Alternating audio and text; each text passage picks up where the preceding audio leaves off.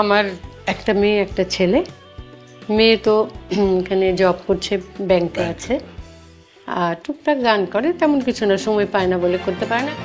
সেই দিন সেই হয়তো থাকে স্মৃতির যে এখন উৎসবে মরশুম।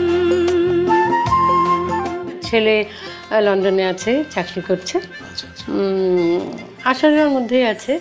আমি অনেক ভাগ্যবান এরকম এক মায়ের ঘরে জন্ম নেওয়াতে। সে অনেক ইনফ্লুয়েন্সিয়াল, সে অনেক কনফিডেন্ট করেছে আমাদের সারা জীবন, and she let us live our lives according to our own rules, যেখানে আমি মনে করি এটা খুব দরকার সবার জন্যই। Thank you mom, love you.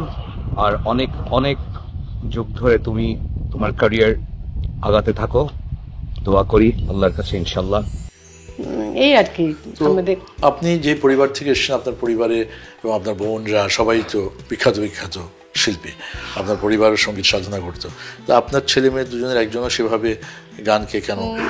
না, তা জানি কেন, কি জানি না। তবে আমি এটাও খেয়াল করেছি যে পৃথিবীতে কিন্তু বেশিরভাগ মা বাবার যেরকম মানে ইয়ে হন, সেলিব্রিটি হন, তাদের ছেলে মেয়েরা কিন্তু খুব কম এসেছে সেইভাবে, আসতেও চায় না। তারা হয়তো বাবা মার জীবনটাকে দেখে যে এত কষ্ট নাকি।